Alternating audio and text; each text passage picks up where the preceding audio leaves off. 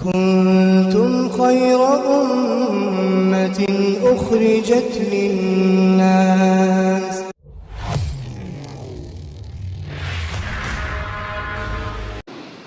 کیسے ایمان والے ہیں؟ ہمیں یہ نہیں معلوم کہ جو امام صاحب نے قرآن میں اور نماز میں قرآن کی تلاوت کی تو اس کا مطلب کیا تھا، نہیں سمجھ میں آتا. تو کم از کم کے درجے میں اتنا قرآن تو سمجھنا ضروری ہے جتنا نماز میں پڑھا جاتا ہے. کم از کم کے درجے میں اتنا قرآن ہر شخص کو سمجھنا ضروری ہے کہ الحمدللہ رب العالمین کا مطلب کیا ہے، وَلَضَّالِّينَ تک جتنی بھی آیتیں ہیں ان کا مطلب کیا ہے. ہم اللہ سے کچھ کہہ بھی رہے ہیں، کیا ہم اللہ سے کچھ مانگ رہے ہیں؟ اگر مانگ رہے ہیں تو کیا مانگ رہے ہیں، بدلے میں اللہ کیا کہہ رہے ہیں؟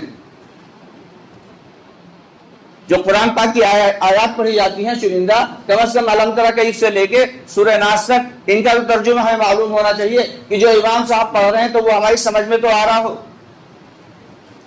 وہ کتاب جو ہم سمجھ نہ رہے ہوں، بے شک اس میں کوئی دو رائے نہیں کہ ثواب تو مل جائے گا، نماز کا بھی ثواب ملے گا، قرآن پڑھیں یا قرآن کا بھی ثواب ملے گا، لیکن وہ معاملہ پورا نہیں ہوگا، وہ مسئلہ حل نہیں ہوگا جو پیغام ہم تک نہیں پہنچے گا جو اللہ تعالیٰ ہے پہنچانا چاہتے ہیں. ہمارا اللہ ہم سے کیا کہنا چاہ رہا ہے، کیا پیغام دینا چاہ رہا ہے، یہ بات ہماری سمجھ میں ہی نہیں آ رہی. تو اس لیے ہم سب کی ذمہ داری یہ ہے کہ قرآن پاک کو کم از کم کے درجے میں اتنا ضرور سمجھیں کہ کیا بات ہے کہ امریکہ میں ایک آدمی، ایک عام آدمی نہیں، ایک بہت بڑا پادری، عیسائی بہت بڑا پادری، وہ ایمان لے آتا ہے. کیسے ایمان لے آتا ہے؟ قرآن کو پڑھتا ہے، دین کو پڑھتا ہے. حالانکہ وہ تو وہاں پر امریکی انگلش پڑھتے ہیں وہ لوگ، تو وہ اپنی ہی زبان میں ترجمہ کیا ہوا قرآن کو پڑھتے ہیں اور اپنی ہی زبان میں ترجمہ کیا ہوا احادیث کی کتابوں کو پڑھتے ہیں اور سیرت الصحابہ کو پڑھتے ہیں اور پھر دین کی تعلیمات کو دیکھتے ہیں، سمجھتے ہیں اور پھر ایمان لے آتے ہیں. جو عربی قرآن میں پڑھی جاتی ہے اس کو ہم سمجھ نہیں پاتے، جبکہ بہت آسان. جو اچھی اردو سمجھ سکتا ہے وہ تھوڑا بہت عربی بھی سمجھ سکتا ہے، اس کے لیے زیادہ مشکل نہیں ہے.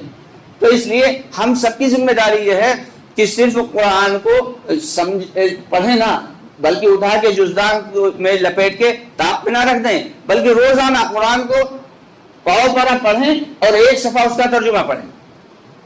جب تک دوستو ہم ترجمہ نہیں پڑھیں گے اور اس کی تفسیر نہیں پڑھیں گے، ہمیں معلوم ہی نہیں ہوگا کہ ہمارا اللہ ہم سے چاہتا کیا ہے، ہمارا اللہ ہم سے کیا کہنا چاہ رہا ہے.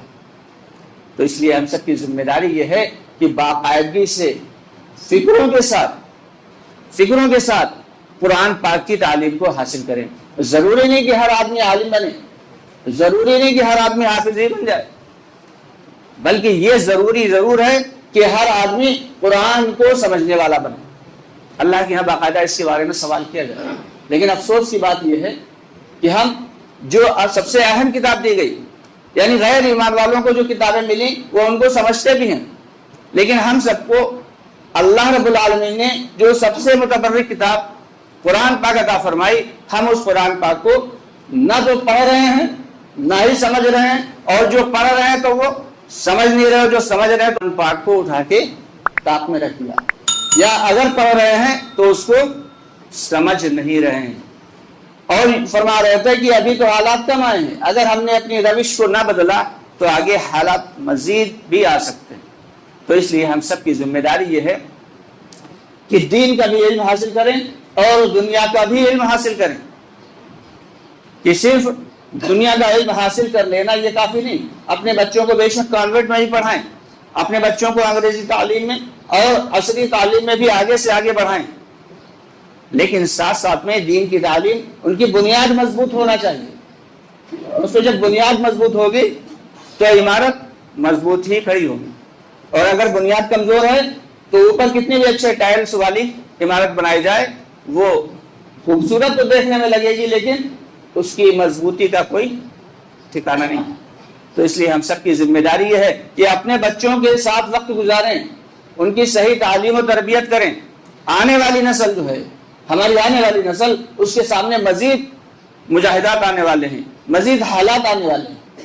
بات ابھی ہماری سمجھ میں نہیں آ رہی، لیکن جب حالات پڑ جاتے ہیں پھر حالات کو سنوارنا یہ مشکل ہوتا ہے، اس سے پہلے کہ خود ہی پہلے سے اپنے آپ میں جو انسان حالات کو سنوارنے کی کوشش کرے۔ تو اس لیے ہم سب کی دوستوں ذمہ داری یہ ہے کہ ہم مال کمانے میں وقت خوب لگاتے ہیں اور دوسرے لغویات میں تو وقت خوب لگاتے ہیں، لیکن اپنے بچوں کو لے کے بیٹھ کے ان کو اللہ کے نبی صلی اللہ علیہ وسلم کے قصے نہیں سناتے، صحابہ کرام رضی اللہ تعالیٰ عنہم اجمعین کے مجاہدات کے قصے نہیں سناتے۔ دوستو لازم ہے کہ ان کو بھی سنائیں، ان کو معلوم ہو کہ ان کی ہسٹری کیا ہے، ان کی تاریخ کیا ہے، ان کا اتہاس کیا ہے۔ بچوں کی زندگی میں دین کو لانے کے لیے بچوں کی فکر ہم ہی کو کرنا ہے۔ اگر ہم اپنے بچوں کی فکر نہیں کریں گے، پڑھائی کے نام پہ تو اسکول میں فیس دینے بھر کے پیسے نہیں، لیکن موبائل 10,000 کا، 15,000 کا، 20,000 کا دلوا دیں گے۔ اب ظاہر سی بات ہے بچے جب صبح سے شام تک موبائل میں لگے رہیں گے، کبھی اس نکڑ پہ کھڑے ہیں، کبھی اس نکڑ پہ کھڑے ہیں، کبھی اس ہوٹل میں بیٹھے ہیں۔ آپ غیروں کے یہاں جائیے، ان کے علاقوں میں جائیے، کسی بھی نکڑ پہ کھڑے ہوئے نہیں ملیں گے۔ بلکہ ہم سب کی ذمہ داری ہے کہ اپنے بچوں کی صحیح تعلیم و تربیت کریں، وقت پہ ان کی جو ہے نماز کے وقت سختی کے ساتھ کام لیں، نماز کے وقت سختی کے ساتھ کام لیں اور انہیں نماز مسجد میں پڑھوائیں، اللہ کے راستے میں 3 دن لگوائیں، 40 دن لگوائیں، 4 مہینے لگوائیں، ان کو ترغیب دے کے لگوائیں۔ مار پیٹ سے کام نہیں چلتا۔ ہر کام میں دنیا میں تو مار پیٹ کے اعتبار سے کام چل جائے گا، لیکن جب دین کا کوئی عمل ہوگا تو مار پیٹ سے نہیں، بلکہ ان کو ترغیب دیں، نماز کے فضائل بتائیں، اللہ کے راستے کے فضائل بتائیں، 3 دن کے فضائل بتائیں، 40 دن کے فضائل بتائیں، 4 ماہ کے فضائل بتائیں۔ پھر دیکھیں ہمارے بچوں میں جو ہے دینی جذبہ کیسے بیدار ہوگا، پھر وہ بھی اللہ کے حکم اور نبی پاک صلی اللہ علیہ وسلم کے پاکیزہ طریقے پہ چلنے والے بنیں گے۔ تو دوستو ہم سب کی یہ ذمہ داری ہے کہ اپنے بچوں کی فکر ہم خود ہی کریں، ورنہ آنے والی نسلیں تو کلمہ یہ پڑھنا بڑا مشکل ہو جائے گا۔ ایک علاقہ ہے بلخ بخارا، حضرت بخاری شریف کے لکھنے والے حضرت وہیں پیدا ہوئے، امام بخاری رحمۃ اللہ علیہ۔ لیکن جب وہاں سے دین کی عمومی محنت ختم ہوئی تو وہاں پہ حالات کیا آ گئے کہ مشرق وسطیٰ سے ایک جماعت پہنچی تو دیکھا وہاں پہ مسجدیں سب بند پڑی، تالے لگے ہوئے۔ تو معلومات کر کے ایک جگہ سے چابی ملی اور تالے کو کھولا، مسجد اندر سے بالکل ویران، بالکل گندی پڑی، نہ جانے کتنے سالوں سے ویران پڑی تھی۔ اس کی صفائی کی جماعت کے ساتھیوں نے، صفائی کرنے کے بعد پھر ایک ساتھی نے جو ہے اذان دی۔ جب وہ اذان دے رہا تھا تو پڑوس کے گھر سے ایک عورت، بالکل 70 بہت بوڑھی عورت روتی ہوئی آئی، نکلی اور اس کی آنکھوں سے جو ہے زاروں قطار آنسو بہ رہے۔ اس نے کہا کہ آج 70 سال کے بعد میں نے یہ مبارک آواز سنی۔ تو دوستو جب عمومی محنت جو ہے ختم ہو جائے گی تو حالات پھر ایسے ہی بنے گے کہ مسجدوں کو آباد کرنے والا کوئی نہیں ہوگا۔ تو ہمیں مسجدوں کو آباد کرنے کے لیے آنے والی جو نسل ہے اس کی فکر مندی کرنا ہے۔ بچوں کو صبح دیر تک نہ سونے دیں، بلکہ صبح مسجد میں بھیجیں، بچوں کو مسجد بھیجیں نماز کے لیے، اور اس کے بعد ان کو ٹہلنے کے لیے بھیجیں، گھومنے پھرنے کے لیے بھیجیں کہ جاؤ تھوڑا دوڑ کے آؤ، تھوڑا فٹنس اپنی صحیح کرو۔ اب کاہلی بہت ہو گئی، اس لیے اب اس کاہلی سے نجات حاصل کرنا ہے۔ مسلمان بچوں کا کیا ہے کہ وہ کیا صبح سے لے کے شام تک اپنی مرضی کے اعتبار سے کام کرتے ہیں، رات 2 بجے 3 بجے سوتے ہیں، 2 بجے 3 بجے کے آس پاس سوتے ہیں اور دوپہر کے 12-1 بجے اٹھتے ہیں، پھر وہ نہا دھو کے اور گاڑی میں تیل ڈلوا کے کبھی اس ہوٹل پہ کبھی اس ہوٹل پہ، یا کام سے بھی گئے تو اپنے کام پہ۔ لیکن یہ رات کے 2 بجے تک اور 3 بجے تک سونا، اس کو بند کرنا ہے۔ ہم سب کے آقا نامدار صلی اللہ علیہ وسلم کا کیا معاملہ تھا کہ عشاء کے بعد پھر کسی سے جلدی زیادہ بات چیت نہیں کرتے تھے، بلکہ بات کرنا ہی پسند نہیں تھا، عشاء کے بعد سیدھے سونے کا عمل۔